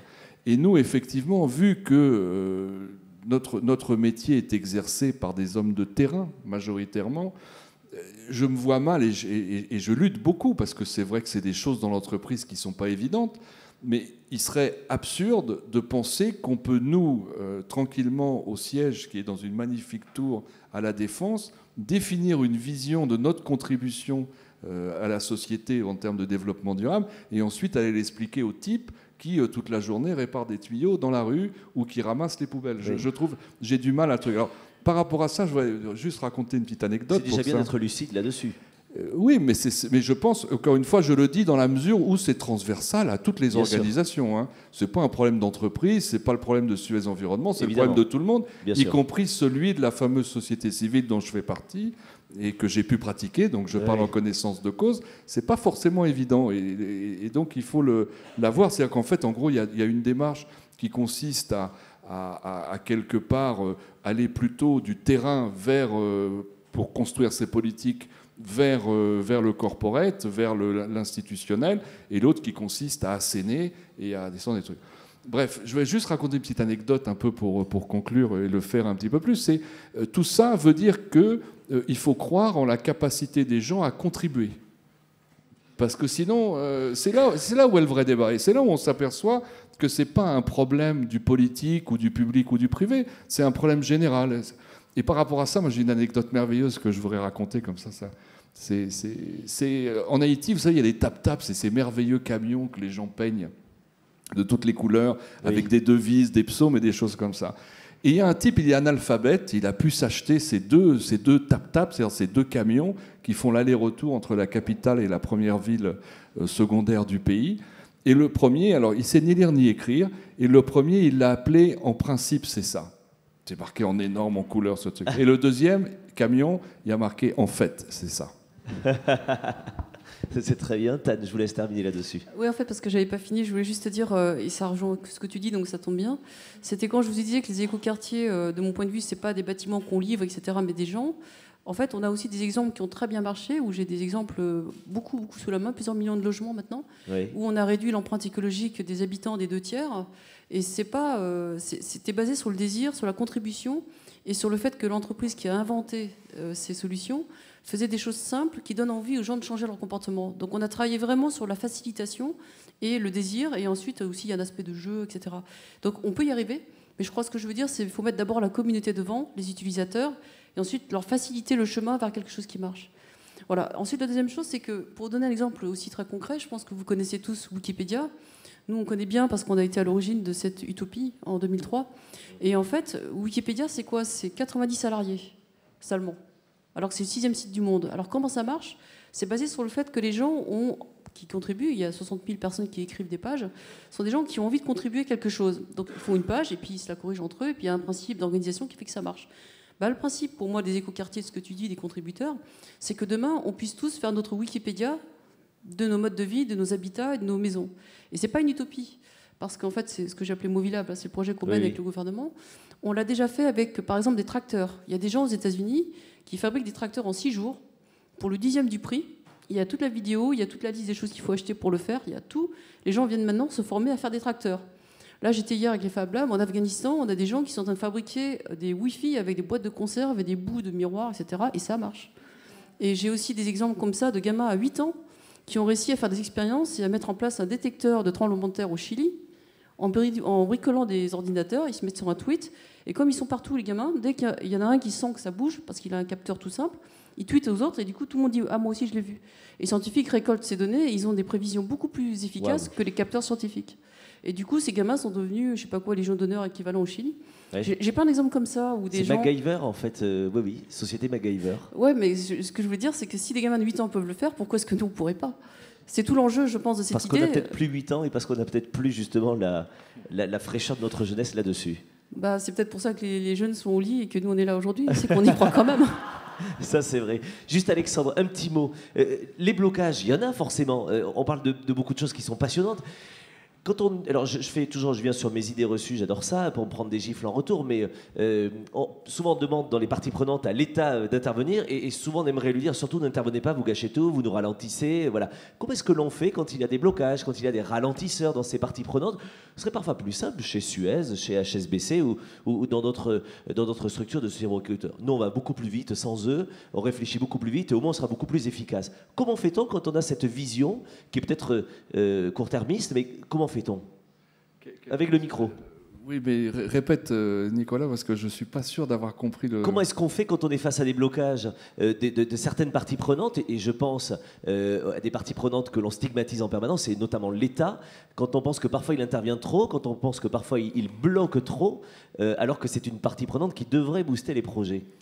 Alors, c'est pas le seul, hein. Il faut savoir, tout dépend à quel niveau de projet. Je pensais, là, j'ai mon collègue Damien Thibault du GRET, avec lequel, il y a 25 ans, on avait mené des projets en Haïti d'alimentation en eau potable des bidonvilles. Les obstacles, ils sont à tous les niveaux. J'ai toujours un exemple qui me revient en tête, c'est, et bien évidemment, et ça peut se manifester aussi avec l'État, mais enfin, Haïti n'est pas le bon exemple, parce que... Oui. Il n'y en a pas beaucoup. Mais il y en a toujours suffisamment pour bloquer, généralement, de l'État. Oui. Mais en l'occurrence, le premier obstacle, c'est la confiance de la propre communauté. Ça veut dire on mettait des bancs de fontaines dans les quartiers et il y avait toujours un type pour essayer ou de capter, de s'approprier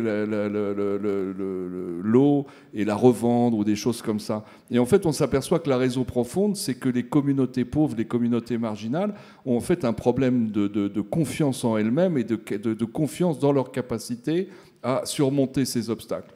Et en fait, c'est là où vient tout ce qu'on a essayé de mettre en place en termes de ce qu'on a appelé l'ingénierie sociale à un moment donné, qui est justement de mettre les gens en transparence autour d'une table pour qu'ils soient capables de dialoguer et prendre le temps nécessaire pour que ces conflits soient mis sur la table et pas occultés, et que les gens apprennent à les résoudre. C'est le truc de base. Cet exemple-là, qui est un exemple micro, peut s'adapter à des tas de choses sur toute cette planète, y compris chez nous, où, en dépit du fait qu'on est la patrie de Descartes, on n'est pas forcément tout le temps extrêmement rationnel. Oui. Marine, non, c'est bon. Je voulais juste avoir un petit regard de la salle dans un instant, juste avec une dernière question vous concernant qui était posée par un étudiant, enfin des étudiants qui ont préparé, qui nous demandent: le mécénat et les partenariats sont-ils une manière de favoriser l'échange et de participer à la construction de la société?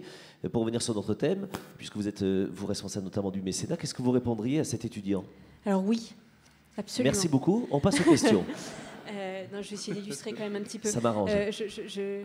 J'ai la chance d'être déléguée de la Fondation HSBC pour l'éducation, mais c'est pourtant pas de ce projet-là dont je vais vous parler. J'en ai parlé un petit peu tout à l'heure avec Tan.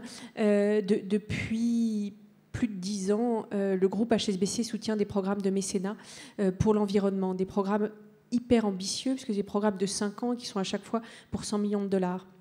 Là, en 2012, début 2012, HSBC a annoncé un nouveau projet de 100 millions de dollars pour l'eau, justement. On en a parlé aussi avec Alexandre à plusieurs reprises, qui doit permettre de donner l'accès à l'eau à 100 millions de personnes qui n'y ont pas accès dans des pays critiques, Afrique subsaharienne, Asie, etc.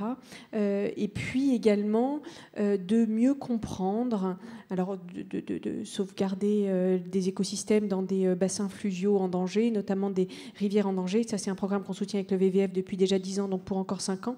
Et puis de mieux comprendre l'impact de l'eau sur le développement de l'économie. Et ça, c'est un lien absolument colossal avec notre boulot.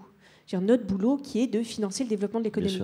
Donc si on comprend qu'un accès dégradé à l'eau, notamment dans les 7 plus grands bassins fluviaux du monde, va avoir un impact économique absolument sans précédent, et qu'à l'inverse, $1 investi permet $5 de retour sur investissement, et que si on participe vraiment à une eau saine dans ces 7 bassins pluviaux, 25% du PIB mondial viendront de ces bassins pluviaux, on comprend quel type d'économie il faut qu'on accompagne, comment il faut qu'on l'accompagne, qu'est-ce qu'il faut qu'on donne, etc. Donc oui, le mécénat aide réellement non seulement à sensibiliser les collaborateurs, à comprendre comment l'économie fonctionne, et puis aussi finalement à nous, entreprises, donner une vision de long terme aux économies dans lesquelles on est implanté. Question courte, réponse courte, Alexandre. Un étudiant vous demande comment concilier développement durable et rentabilité économique. Ça, c'est un sujet de philo. Vous avez 4 heures, bien sûr. Comme c'est posé, oui. En fait, encore une fois, rentabilité économique, en ce qui nous concerne, c'est apporter des bonnes solutions. Et les bonnes solutions dans les métiers qu'on fait, ça doit être des solutions durables et environnementales. Donc je ne suis pas persuadé qu'en théorie, en principe, il y ait une contradiction en ce qui concerne notre industrie. En fait, c'est plus compliqué que ça, bien sûr, mais comme je n'ai pas 4 heures... Ça vous arrange Non, pas du tout. Si, si. Pas du tout. Tan, une question qui vous est posée. Juste là-dessus, Oui. je voudrais quand même dire, à l'inverse, pour l'avoir pratiqué de l'autre côté de la barrière, je ne pense pas qu'on puisse faire du durablement si on est un canard boiteux. Bien sûr. Autre question pour vous, Tan. Pensez-vous que les ONG, les associations ont considérablement transformé la société ces 50 dernières années? Permettent-elles de porter les changements de la société en se faisant souvent porte-parole des plus démunis ou des problèmes de société à régler? C'est une question d'étudiant, en fait, qui se pose beaucoup de questions sur son monde. Je dirais, en théorie, on peut dire oui, sachant que dans une ONG, on met tout, y compris l'ONU, la NPE, enfin tout ce qui n'est pas... ONG, ça veut dire organisation non gouvernementale, c'est pas un statut juridique. Oui. Donc l'OCDE, c'est aussi une ONG, etc. Le MEDEF aussi, etc. Bon. Donc ça veut dire que ça veut rien dire une ONG. Donc ce que je dirais plutôt, c'est de manière plus générale, ma réponse serait de dire, je pense qu'il faut qu'on arrête de penser en étiquette. Ouais. Vous n'êtes pas juste employé de telle boîte ou directeur de je ne sais quoi, vous êtes aussi parent, citoyen, peut-être bon ou mauvais conducteur, etc. On est tout ça à la fois. Moi, je suis aujourd'hui étiquetée ONG. En fait, c'est faux. Je suis aussi enseignante-chercheuse, écrivain. Je fais d'autres trucs. Donc, ce que je dirais, c'est que, à mon avis, la clé, ça revient à ce que disait Alexandre au début, je pense que si on se rend compte qu'on peut tous être acteurs de quelque chose, à ce moment-là, on peut s'impliquer et devenir partie prenante de quelque chose. Airbnb, c'est vous décidez de louer une chambre que vous n'utilisez pas, donc vous devenez loueur de chambre. Super Marmite, c'est vous vendez des parts de repas que vous avez fait, donc des paellas, vous vendez 2 € votre paella, puis vous devenez cuisinier, voilà, etc. Donc on peut faire plein de choses. La nouvelle économie fait que les individus peuvent s'exprimer dans leur singularité. C'est nous ce qu'on appelle, les chercheurs, on appelle ça l'âge de la multitude. Oui. C'est-à-dire qu'on n'est plus obligé d'adhérer au Parti communiste, à la CFDT, ou alors au MEDEF, ou à je ne sais quoi, pour exister. Je crois que c'est ça l'enjeu, c'est qu'aujourd'hui, en tant qu'individu, on peut être de manière protéiforme plein de choses à la fois. Et si on dit ça, je pense qu'on change effectivement la société. Et je crois que c'est ce qui est en train de se passer, notamment depuis 2008. Regardez ce qui se passe à Detroit, à Chicago, même au Vietnam. Moi, j'en reviens là. Je suis en train de travailler en Guyane, en train d'essayer d'attaquer des problèmes d'Amérindiens qui sont au face à leur paillage avec des kalachnikovs et il y a des problèmes d'eau, il y a tout ce que vous voulez. Et ben ces gens sont pas, c'est pas fini pour eux. C'est ça. On peut tous faire quelque chose et c'est pas un truc d'utopiste. Je le vis au quotidien pour ceux que ça intéresse. On peut en parler. Il y a énormément de choses qui se font dans des endroits où les gens sont face au mur. Et ça permet de révéler les talents aussi des gens, les compétences des gens, qu'ils ne peuvent peut-être pas parfois exprimer, même au sein de leur travail. Je voudrais Marine juste, et ensuite la salle. Oui, ajouter quelque chose. Bon, alors c'est beaucoup plus bancaire, mais on voit par exemple l'investissement socialement responsable. C'est une classe d'actifs, en gestion d'actifs, qui globalement construit des fonds en étudiant l'impact social, environnemental et de gouvernance des entreprises avant de les choisir et de les intégrer dans le fonds. Cette tendance-là, elle est née avant qu'il y ait quelques lois que ce soit. Elle est née d'investisseurs qui ont écouté des clients qui leur ont dit moi, j'ai envie de donner un petit peu du sens à mon épargne. Au départ, pour la petite histoire, c'était des congrégations religieuses féminines qui ont demandé ça et qui ont finalement permis à des investisseurs de voir autrement leur métier, de le faire autrement et petit à petit de développer ce secteur-là qui commence à être vraiment significatif et qui commence finalement à, le mot n'est pas joli, mais gangréner dans l'ensemble de la gestion d'actifs. Merci beaucoup pour ça. J'ai vu une main se lever. Jeune homme, je vous en laisse la primeur et le jeune homme d'à côté aussi. Monsieur, bonjour. Oui, bonjour. Maher Baboura, ancien consultant. J'ai 2 questions qui s'adressent à l'ensemble du panel. Ancien consultant, ça veut dire que... Ancien consultant, ça veut dire que je suis en période de changement, de création d'entreprise notamment. D'accord. Ma question, elle va à l'ensemble des intervenants. Est-ce que vous pensez, messieurs, dames, qu'on apprend correctement à partager aux nouvelles générations? Et si ce n'était pas le cas, quelles actions suggériez-vous à mettre en place dans l'éducation? Il y a une petite Vous question notez la en question plus. parce que je vais en prendre plusieurs dans la Il y a salle. une petite question en plus. Vous avez cité les canards boiteux tout à l'heure. Je voudrais juste avoir une petite précision sur ce terme et qu'est-ce qu'on doit faire avec les canards boiteux. Voilà. Très très bien. Et vous parliez de la nouvelle génération pour la nouvelle génération qui est à côté de vous aussi, c'est ça? Non mais c'est vachement bien, c'est intéressant. Donc le jeune homme de l'autre côté du couloir, donc, monsieur, levez-vous, présentez-vous à la cour. Dominique Chevillon, je suis responsable d'entreprise, dirigeant d'entreprise et responsable associatif. Et ma question est pour Madame Tan Nguyen. Vous avez posé, ce sont vos mots, le postulat suivant, c'est que le partage, c'était le partage du surplus. On vend ce que l'on a en plus. Et ma question est la suivante. Est-ce que vous ne pensez pas que le premier partage, surtout en matière de reconnaissance sociale, mais aussi dans un monde contraint où on manque de beaucoup de choses, l'eau notamment, vous en avez beaucoup parlé, le premier partage, c'est de partager ce que l'on n'a pas en trop? Pareil, sujet de philo du bac l'année prochaine. Quelqu'un d'autre prend le micro pour poser une autre question? Alors, qui répond? Madame, on vous apporte le micro? Ça m'intéresse d'avoir plusieurs questions, qu'on puisse répondre ensemble à toutes ces problématiques intéressantes. Messieurs, je vous interdis de faire le débat entre vous derrière le pilier, même si je vous vois. Ce juge, j'ai toujours rêvé d'être prof et j'ai raté ma vie, donc c'est pour ça. Madame, bonjour. Oui, bonjour. Je travaille à EDF sur les questions liées à l'accès à l'énergie pour tous. Oui. Et il a été parlé de biens communs, il a été aussi parlé de services publics. Monsieur Brailovski a parlé de la question des agents ayant une mentalité de service public. Oui. Dans le contexte actuel que nous connaissons en France, qu'est-ce que vous pensez des nouvelles générations qui arrivent dans des entreprises qui sont des opérateurs historiques? Merci beaucoup. On prend les trois questions. Qui commence à répondre? Tan, je veux bien. Qui c'est Bon, sur le partage, je vais répondre effectivement. Ça répond, je crois, en même temps aux deux questions. J'avais simplement évoqué le fait que le partage est plus facile sur ce qui est en trop. Ça ne veut pas dire qu'il faut s'y limiter, bien sûr. Et j'ai également parlé d'éducation. Je crois que la chose la plus importante, et j'ai vraiment voulu insister sur ça, c'est que ce qui peut nous sortir de l'ornière avec le problème de 7 à 9 milliards d'habitants, les ressources qui s'épuisent et tous ces problèmes-là, ce que tu as dit également, je pense que c'est vraiment l'éducation et la capacité des gens à se poser des bonnes questions dans une situation donnée. Parce que la réponse à Buenos Aires n'est pas la même qu'au Vietnam, qu'en Guyane ou qu'à Paris. Donc par rapport à ça, je crois que la façon de répondre aussi à la question du jeune homme sur est-ce qu'on apprend à partager, je pense que c'est d'abord avant tout une question d'éducation. C'est vraiment avant tout cette chose-là qu'il faut apprendre, et ça ne vous étonnera pas si je vous disais que mon projet depuis 10 ans, il est essentiellement socratique. Socrate, c'est quoi? C'est apprendre à apprendre. Donc moi, ce que je fais avec tous mes projets, c'est pas de faire à la place des gens, ni de leur dire ce que je ne sais pas pour eux. Je leur dis, voilà comment on peut se poser des questions. Voilà le genre de questions qu'il faut se poser. Posez-moi vos questions, nous on appelle ça learning by questioning, learning by doing. Donc on aide les gens à se mettre en position d'essayer de chercher, et on les accompagne dans cette quête. Et à la sortie, ils auront appris par eux-mêmes. Ils auront tâtonné, ils auront trouvé des choses. Donc, la question que j'entends, derrière sa question, pour aller un peu plus loin, ouais. C'est la question de l'égoïsme latent qui nous concerne tous, qui concerne nos sociétés. Chacun d'entre nous a une part d'égoïsme assumée ou refoulée, ou cachée. Mais qu'est-ce que l'on fait par rapport à ça, justement? Je pense que c'est vraiment cette question d'éducation. Donc on peut le faire à l'école, on peut le faire à travers des ONG, on peut le faire à travers des clubs, des associations. On le fait beaucoup plus maintenant, je pense, en termes de communautés. Moi, j'appelle ça des communautés apprenantes. Oui. C'est des gens qui partagent des envies, des hobbies, des passions. Vous voyez, les jeunes qui sont sur Facebook, sur MSN et tout ça, ils ont déjà plus l'habitude de partager des infos parce que c'est ce qui les fait briller. Donc après, je pense qu'on peut vraiment travailler sur une économie du partage, une société du partage. On y travaille beaucoup avec le ministère de l'Éducation et autres.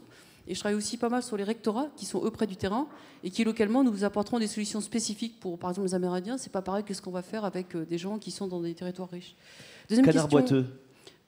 Canard boiteux, j'avais justement. Oui, voilà. C'est ça. J'ai noté. Canard boiteux, en fait, moi, ce que j'appelle un canard boiteux, c'est simplement l'idée que c'était par rapport aux aspects d'ONG. On a l'impression que quand on est dans le durable, parce qu'on a des bonnes causes et parce qu'on est justifié par notre mission, on peut tout se permettre.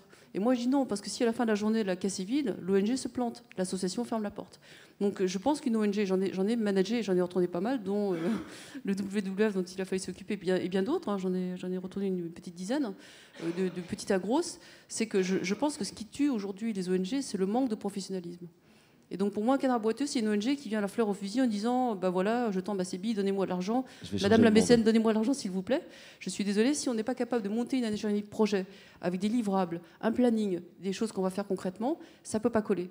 Donc je pense que la clé, à nouveau en enlevant les étiquettes, c'est que tous les gens qui ont fait de l'entreprise, qui savent faire de la gestion de projet, qui savent faire un business plan, pourraient travailler sur des causes plus nobles, qui sont ces causes-là. Et de la même manière, ceux qui sont du côté des ONG devraient arrêter de mépriser les gens de l'entreprise, d'arrêter de mépriser les gens qui font de l'informatique. Moi, je reviens du Fab Lab hier, donc on avait plein de geeks qui faisaient des machines. Les ONG me disaient, c'est quoi ces mecs-là? C'est n'importe quoi. Nous, on s'occupe des pauvres dans la rue, etc. Donc ce cloisonnement mental, à mon avis, c'est ça qui nous bloque. Toujours question d'éducation. Alexandre, et peut-être Marine pour répondre, est-ce que vous avez entendu? Donc je partage tout ce qui a été dit par Marine et Tan. Le problème de l'éducation, il est fondamental parce qu'on en revient encore à cette dimension du savoir-être. Si on veut être plus efficace, si on veut améliorer ce vivre ensemble, si on veut trouver des solutions, si on veut être capable de les construire de manière partagée, de trouver ces logiques d'intérêt partagé, il faut aujourd'hui réformer tout notre système éducatif pour y introduire ce genre de dimension depuis l'école maternelle jusqu'aux grandes écoles. C'est parce que c'est quelque chose qui est impressionnant. Et il faut prendre conscience aussi, ça c'est le grand avantage qu'on a de parcourir le monde, que ça se décline aussi de manière spécifique selon les pays et que nous, on a face en France à une nouvelle réalité, c'est qu'il faut faire le constat une bonne fois pour toutes que nous ne sommes plus le modèle culturel dominant. Oui. Nous sommes aujourd'hui un modèle culturel dominé. Et quand on voit le regard des autres sur nous, c'est extrêmement instructif à ce niveau-là. Parce qu'on a vraiment une énorme carence. On est un pays à la culture extrêmement individualiste, ce qui fait notre charme et ce qui fait plein de choses. Mais aujourd'hui, et il ne s'agit pas de devenir anglo-saxon, je ne veux effrayer personne, mais aujourd'hui, il y a des arbitrages à faire, il va y avoir des choix à faire en termes d'éducation, en termes de comportement. Quand les anglo-saxons, qui n'ont rien à nous envier, nous regardent en termes de management, ils disent, voilà, ce pays, c'est les meilleures formations en savoir-faire. Par contre, au niveau du savoir-être, managérial, je parle pas du point, c'est quelque chose qui est catastrophique. Et dans le savoir-être, dans le behavior, dans le management, il y a cette capacité à écouter pas seulement les clients, mais à écouter les autres et à construire avec eux. Ça en fait partie. Et ça, il faut que ça fasse partie, encore une fois, de tout notre cursus de formation. Pour ce qui est des nouvelles générations, de la question de la dame sur EDF, je vois exactement ce que vous voulez dire. Et c'est quelque chose, effectivement, qui est très préoccupant. Je n'aurais pas la prétention, j'essaye de donner des cours dans des universités, de voir un petit peu. On a des problèmes terribles aujourd'hui dans nos entreprises, qui est notamment, bizarrement, le niveau d'éducation. C'est-à-dire qu'on a des gens extraordinaires, 50, 60 ans, en termes de savoir-faire sur le terrain, et les générations qui arrivent sont beaucoup plus diplômées. Du coup, on est un pays où la relation est une relation de compagnonnage, d'apprentissage, passage de relais. Et ce passage de relais est beaucoup plus difficile quand le niveau académique des jeunes fait qu'ils refusent un peu, ils nient un petit peu la réalité de l'expérience et du savoir des anciens. En pensant avoir un savoir supplémentaire. Parce que aussi leur parcours est pas forcément, ce qu'ils souhaitent comme trajectoire est pas forcément le même. Ils se voient aller très vite dans l'entreprise. Enfin, il y a des tas de raisons. Oui. Mais il y a des vrais problèmes de fond qui se posent à nous aujourd'hui dans les entreprises de services publics. Et il faut le voir comme des opportunités. Mais la question de fond, elle est là. Enfin, je rejoins Tan. Le problème de l'éducation, c'est d'arriver à introduire ces dimensions soft, c'est ce qu'on appelle soft, ces dimensions de savoir-être dans tous les cursus.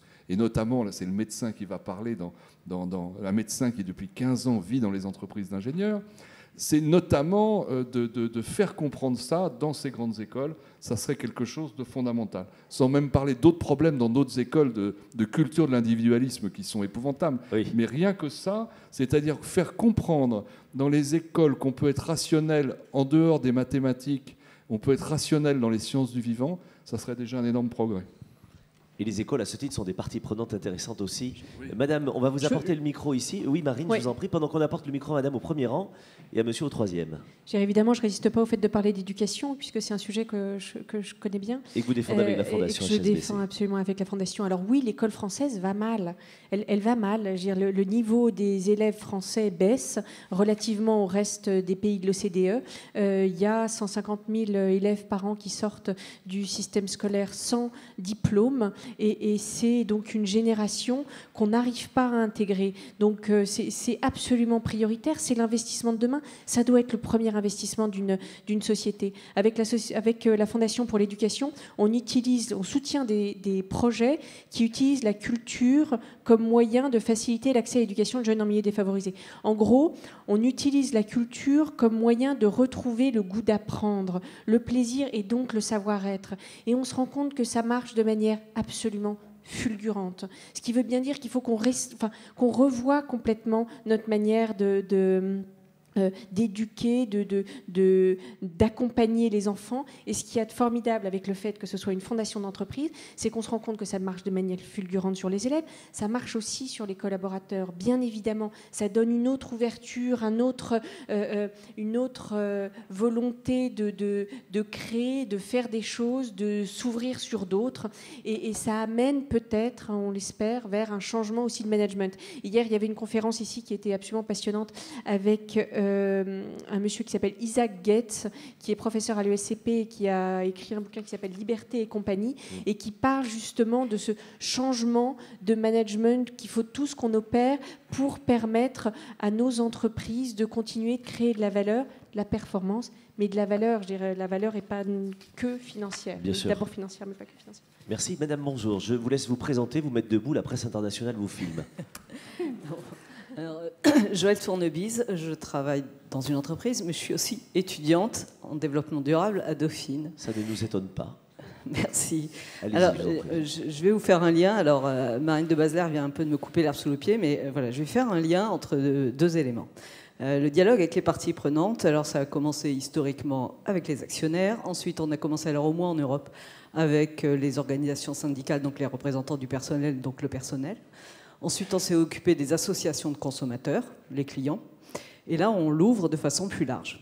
Alors, si on revient justement sur nos fameux employés. Alors, hier, Isaac Getz nous a dit 61% des employés viennent pour partir, 11% sont motivés, 28% viennent pour saboter.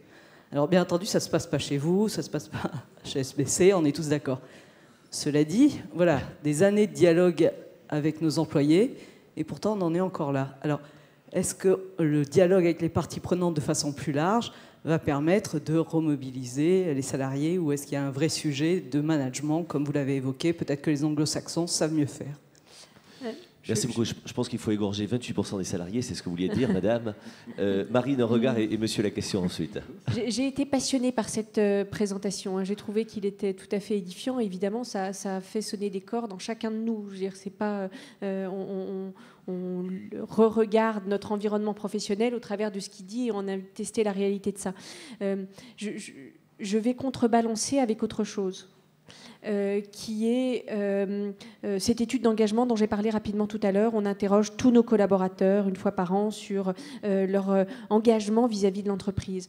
Et pourquoi on les interroge sur l'engagement vis-à-vis de l'entreprise? Parce qu'on sait que l'engagement des collaborateurs est porteur de productivité. En gros, plus vous êtes engagé vis-à-vis de votre entreprise, plus vous êtes content quand vous arrivez le matin, et donc plus finalement vous êtes productif. Donc c'est très important que les collaborateurs soient engagés. 60 questions. Parmi ces 60 questions, il y en a une qui est « Vous êtes-vous impliqué cette année à titre bénévole dans une action proposée par HSBC, dans les actions environnement, éducation, qui sont nos 2 axes de mécénat ?» Ensuite, donc, on fait le tri des réponses entre... c'est direction du développement durable, on regarde notamment par ce prisme-là, entre ceux qui ont répondu oui et ceux qui ont répondu non. Et ceux qui ont répondu oui, ils se sont impliqués à titre bénévole dans une action proposée par HSBC, sont engagés vis-à-vis de l'entreprise à un taux supérieur qui est de 10%, ce qui est absolument colossal. Et alors on peut se dire, bon, quelle est la poule de l'œuf? Je veux dire, finalement, ceux qui s'impliquent à titre bénévole, c'est toujours les mêmes, c'est ceux qui sont la main sur le cœur, etc. C'est pas vrai. C'est vrai au début où on propose à des collaborateurs de s'impliquer à titre bénévole. Chez nous, en France, c'était en 2007, les premiers bénévoles, il y en avait 124, on était 11 000 collaborateurs. Là, on est 10 000 collaborateurs, c'est 35% des collaborateurs qui se sont impliqués à titre bénévole. Parce que les managers ont compris que ça pouvait remonter le taux d'engagement et que dans leur variable, il y a le taux d'engagement des collaborateurs puisque c'est plus productif. Donc, ils vont les emmener sur le terrain. Donc, parmi les équipes, il y en a plein qui sont pas du tout appétents pour ce type d'action et ensuite qui sont engagés, qui passent à autre chose. Donc, il y a quand même des leviers de progrès pour Isaac Getz. Merci beaucoup. Messieurs, madame, enfin tout le monde là, qui lève la main? Monsieur, bonjour. Je vous laisse vous présenter. Ça fonctionne. Bonjour. Pierre-Alain Veil, je suis secrétaire national adjoint du Parti socialiste, mais je m'occupe au Parti socialiste des PME, du commerce et de l'artisanat. Et en entendant ces grandes entreprises s'exprimer sur ce qu'elles pouvaient nouer comme lien avec à la fois le réseau associatif, le réseau humanitaire et la façon dont elles travaillaient aujourd'hui avec elles, je ne pouvais pas m'empêcher de penser à ce que vivent les partenaires qui sont dans l'écosystème direct de ces entreprises au quotidien, c'est-à-dire pour une part les salariés et d'autre part les sous-traitants, les PME qui sont sous-traitants. Et ma question, c'était cette idée de partage et de construire ensemble. Comment est-ce que ces sociétés arrivent à vivre en interne une telle dichotomie entre ce que dit la direction générale et ce qu'elle peut dire et soutenir vos projets, et dans le même temps les instructions qu'elle donne au service achat ou au service RH, qui parfois semblent bien éloignés au quotidien de ce discours. Merci monsieur. Vous notez la question parce que Basler, c'est pour vous. Je vous les ai posé un peu tout à l'heure sur la rentabilité, etc. Mais on va en parler. La demoiselle va poser une question. La demoiselle devant et ensuite la demoiselle derrière. Bonjour. Mademoiselle, bonjour. Bonjour, Claire Montette, économiste à la CNAM, l'assurance maladie. Et je commence une thèse sur le leadership partagé. Quel et bonheur. en fait, ma question s'adresse peut-être plutôt à vous, Parlez bien dans sur le la micro. notion de management que vous avez introduite.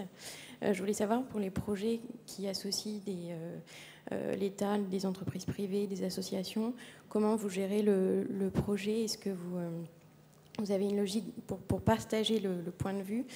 Est-ce que vous cherchez le consensus ou est-ce que vous cherchez à influencer, en fait, conduire les gens vers votre avis, en fait, dans une notion de leader? J'aime bien l'idée de me les énerver à la fin de la table ronde. Messieurs, dames, c'est très bien. Mais c'est bien. Monsieur derrière, vous aviez une question aussi. Merci, madame. Je n'ai plus le droit de dire mademoiselle. Monsieur derrière. Bonjour, Vincent Guibert. Je dirige une petite société de conseil en management. Donc, à ce titre, et j'ajoute qu'en tant que chef d'entreprise, je ne me reconnais pas dans le mouvement des pigeons. Je crois que ça doit être dit. Moi, vous voyez, je m'appelle Rossignol, donc aussi, voilà. Voilà, on parlait de canard boiteux, donc on est très dans les volatiles. Exactement. Je souscris complètement à ce que vous disiez, monsieur, sur les carences en termes de capacité managériale de nos dirigeants, et notamment, pour rebondir sur la question de monsieur, sur le manque d'exemplarité de certains, à titre individuel, de certains des dirigeants. Alors mon propos n'était pas là. Ceci dit, pour en revenir au thème central de la matinée là, du partage, je pense aussi au partage avec ceux qui ne sont pas dans l'entreprise. Donc il y a le partage de la valeur ajoutée, qu'évoquait Pierre-Alain dans son intervention. Il y a aussi le partage de l'activité, le partage du travail, le partage d'une certaine stabilité, l'opposition croissante qui se fait entre des salariés et ceux qui n'ont pas la chance d'y être. Et là, je pense principalement à une catégorie de population qui sont les jeunes. Alors, pas un instant à vous entendre, on douterait de votre sincérité, de votre engagement profond, mais il existe dans des entreprises telles que les vôtres ou dans des entreprises, notamment l'entreprise principalement concurrente à la vôtre, monsieur, des pratiques qu'il convient de dénoncer, à savoir le fait qu'on oblige des jeunes diplômés à s'installer en auto-entrepreneur ou en société de portage plutôt que de les embaucher, ou le fait qu'on paye ad vitam aeternam des jeunes à 436 € le mois pour faire le travail d'un employé qui devrait être parlez des stagiaires, en CDI. en Je parle des stagiaires et je parle des jeunes diplômés qu'on force à se mettre en auto-entrepreneuriat.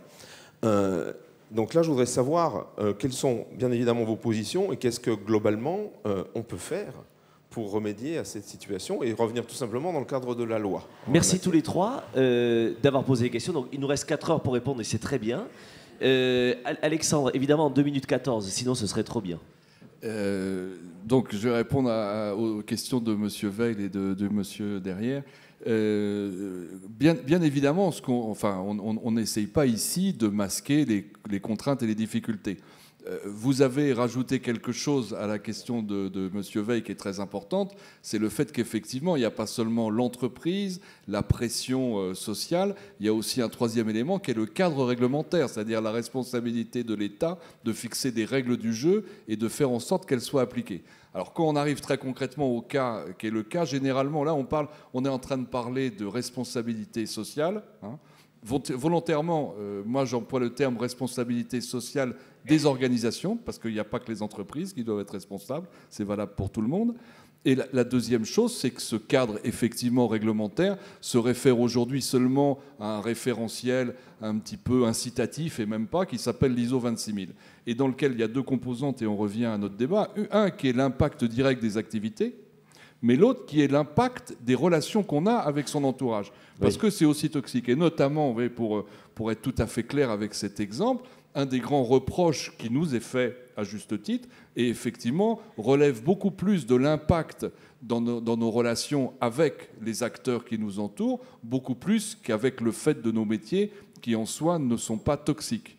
Donc, moi, je suis parfaitement conscient de ça. C'est un équilibre à trouver. Il faut avancer beaucoup plus vite certainement qu'on est en train de le faire, mais c'est une réalité qu'on va pas cacher. Sachant que ce sujet des sous-traitants, M. Veil, est le premier sujet abordé dans la RSE. C'est vraiment un petit peu le phare de cette histoire-là. Et donc, encore une fois, c'est loin d'être parfait. Il y a beaucoup de progrès à faire. Et c'est pas... Alors, vous avez formulé ça comme, disons, la difficulté pour les gens à l'intérieur de l'entreprise de faire le grand écart entre le discours virtuel, show business un petit peu des directions générales, et la réalité de la mise en œuvre de ces mesures. Je ne serais pas aussi catégorique parce que... Non, mais lui, il l'a formulé en tant que secrétaire général des jeunes du Parti Socialiste aussi, vous voyez. Non, je pense que non, de la même manière que j'ai été sincère, je ne doute pas de sa sincérité. Mais bien sûr, mais je veux dire, il l'a exprimé avec sincérité. La seule chose, c'est que y a deux manières. On peut se poser effectivement d'une manière, moi qui est la mienne, c'est d'essayer, en dépit de ses contraintes, en dépit de ses frustrations, de se poser positivement en disant le gap, on essaye de le combler. Mais encore une fois, dans nos métiers, et je ne veux pas en démordre, c'est un métier de partenariat. Nous, l'essence de nos métiers, hein, je parle pour seulement l'industrie de l'environnement, quoi. C'est un métier dans lequel on ne peut pas avancer tout seul.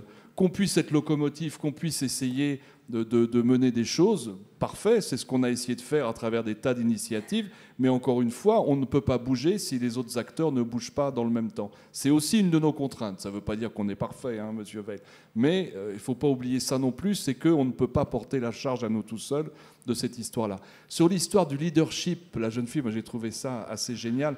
Est-ce qu'on est dans une logique de consensus ou est-ce qu'on est un peu dans une logique par rapport aux employés ? Là, c'est les limites. Je veux dire, est-ce que je suis honnête par rapport à moi-même ? C'est ça que vous êtes en train de demander. Quand je suis face, je vais dire une chose, rien que sur la France, dans les 2 dernières années, sur ces thèmes de la RSE, des sujets les plus sensibles de notre entreprise du développement durable, on a à peu près été par groupe de 20 d'une journée avec 2500 employés rien que dans le secteur de l'eau.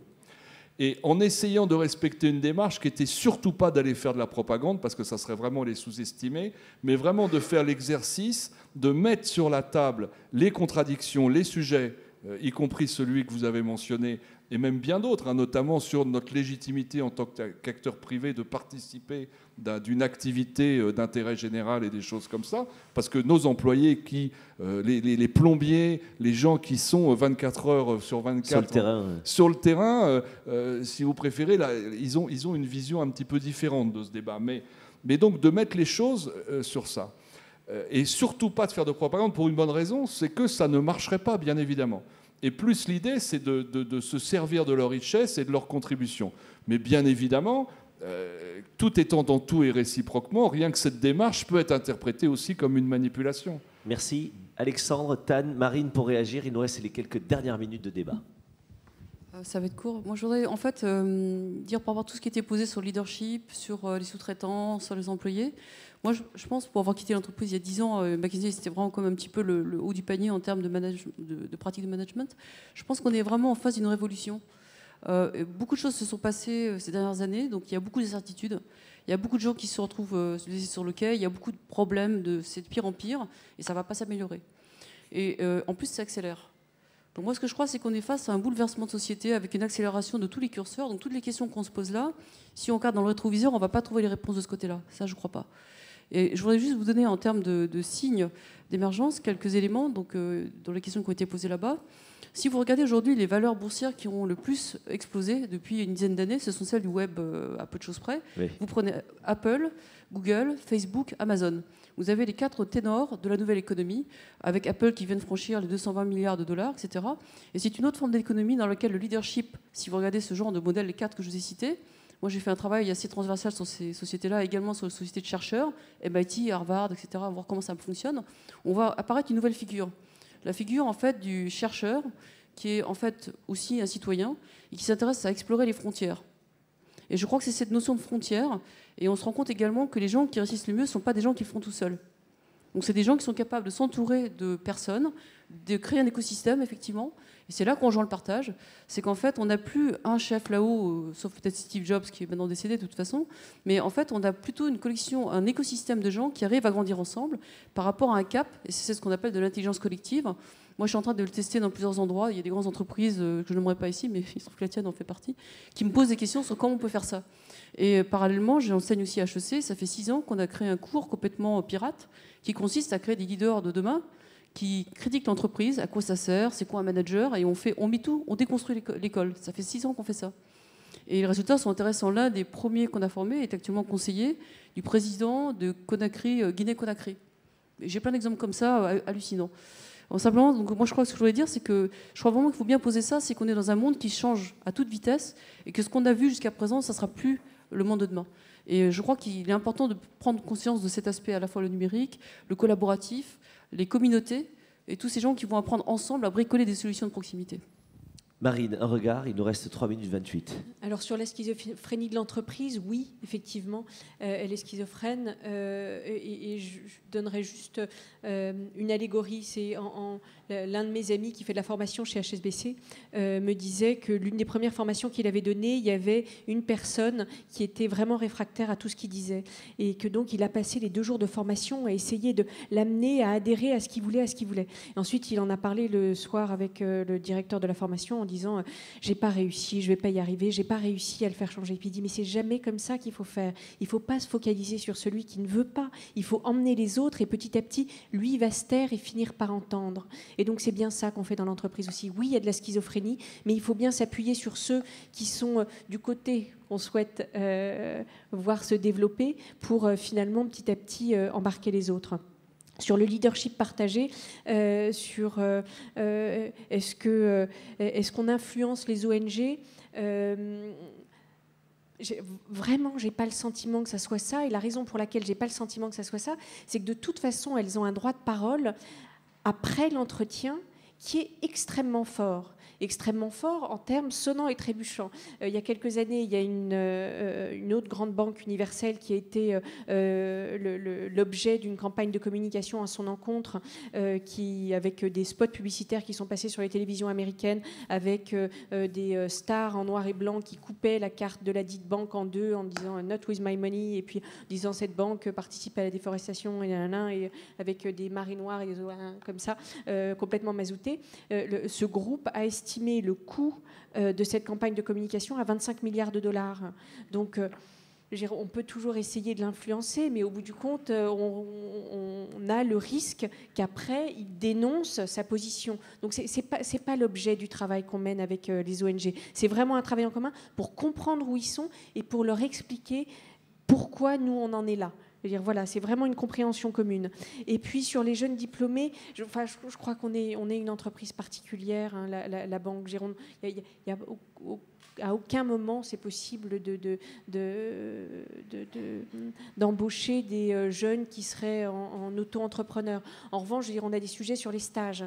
Non, mais ça existe, c'est-à-dire que ça existe, oui. monsieur met le doigt dessus. Mais oui. Absolument. Et je veux dire, c'est des sujets sur lesquels on est vigilant. Comment est-ce qu'on intègre les nouvelles générations dans un moment où on n'est pas vraiment en période d'embauche On les intègre à plusieurs étapes. D'abord, dès la 3e, je veux dire, pour qu'ils aient une vision de l'entreprise qui soit positive. Et si possible, des jeunes qui n'ont pas accès à des entreprises comme les nôtres. Donc on ouvre nos stages de 3e à des jeunes de milieux défavorisés de manière très large. C'est formidable en termes d'impact aussi dans les équipes.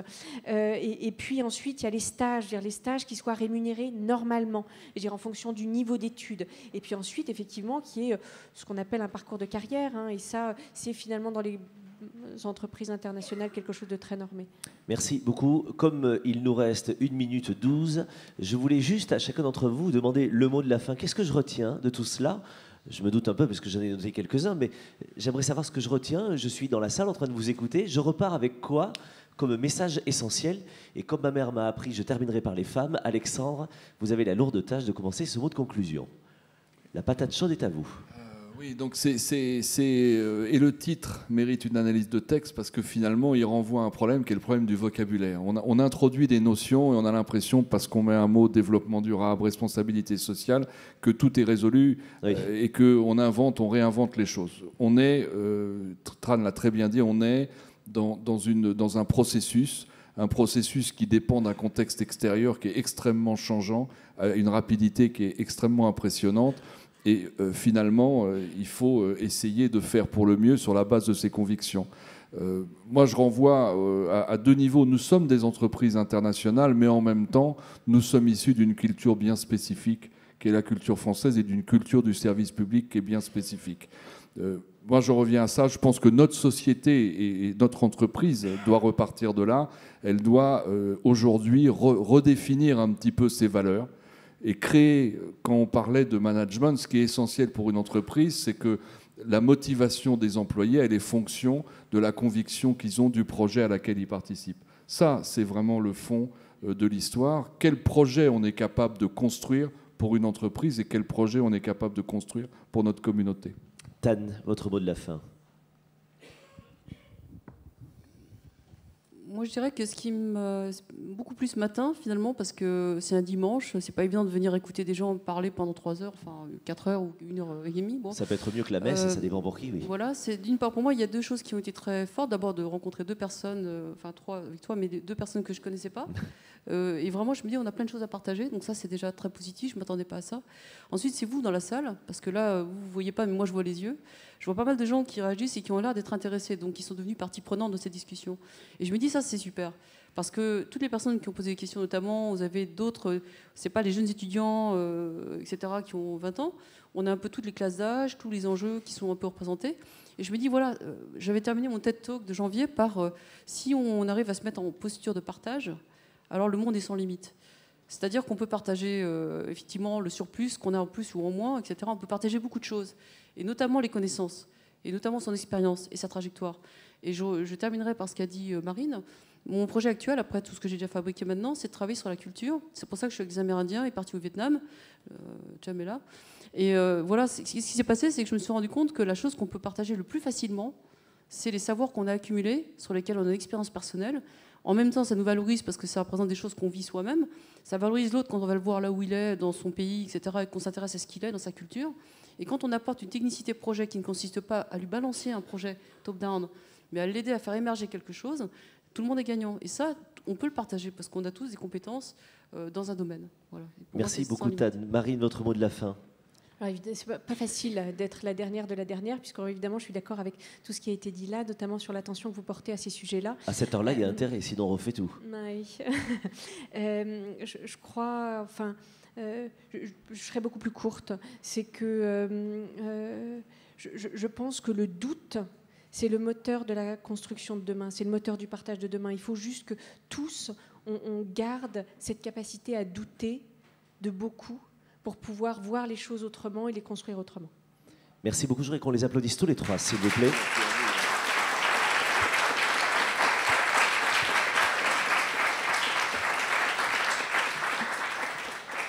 Le débat continue évidemment tout l'après-midi. J'ai le plaisir de vous retrouver moi cet après-midi pour un débat autour des relations entreprises et associations. Je voulais juste vous remercier moi aussi pour tout le plaisir que j'ai eu à vous accompagner ce matin. Bonne journée, bon appétit, darla dirla dada. Et merci aux étudiants qui ne sont pas venus. Ils nous ont laissé beaucoup plus de temps de parole. Voilà. Bonne journée.